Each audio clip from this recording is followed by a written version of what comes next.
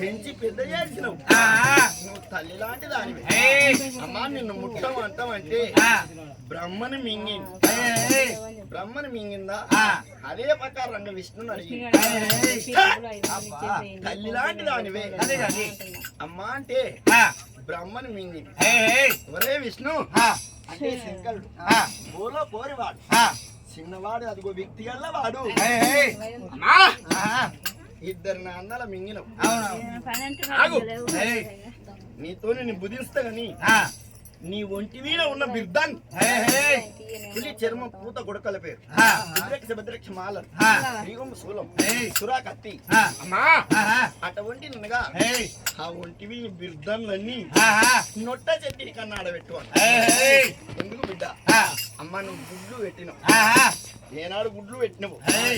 గుడ్లు పెట్టిన మురికితో నువ్వు మునిగా నీ నీళ్ళల్లో పోయి గంగల స్నానం చేసి నా వేటికి రా. అమ్మా నువ్వు అన్నట్టుగా నీ కోరిక తీరుస్తున్నాను. సరే బిడ్డ అన్నది నమ్మింది ఆది పరాశక్తి. ఆది పరాశక్తి అటువంటి కనుక బిర్దంగా ఆడబెట్టి మరి నీళ్ళల్లో పోతాను. ఏ విధంగా ఉన్నది? కాళ్ళు గణపురపు తాళ్ళు, చేతులు చెన్నంగి పడతాడు, ముక్కు మూల గుర్జు, బోడ గుట్ట, నోరు పాత బాయి బొంద, ఒంటివి రోమాలు రోకలు బండలు. అదిగో అటువంటి 7.5 పొడిగే విరిగి ఉన్నదా? ఎంత దూరం అయినా మరి తన మునిగాన్ని నీళ్ళు వస్తలేవు. తన మునిగాన్ని నీళ్ళు వస్తలేవు. మొకాళ్ళ అంటే వస్తాను.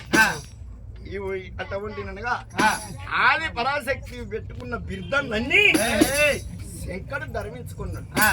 ధర్మించుకొని అమ్మా ఇక నువ్వు ఎంత దూరమైనా నీకు నీళ్లు అందాయి, నువ్వు మునిగాన్ని నీళ్లు దొరకాయి మర్రిలా అన్నాడు. అంటే ఆ తల్లి వెనకకి 7 అడుగులు మర్రి వచ్చింది. ఏమిరా అంటే అమ్మా ఈ నొట్ట శక్తిని కన్ను ఏం చేస్తుంది అని అడిగింది. నానా నొట్ట శక్తిని కన్ను విప్పితే బరబర బరబర మండి భవిష్యం అయిపోతారు.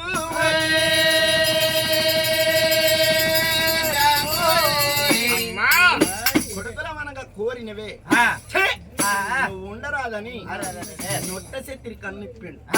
ఇప్పుడుతోనే ఆది పరాశక్తి బరా బరా బరా బరా మండి భవిష్యం కాబోతాను అంటే బూడిది కాబోతాను.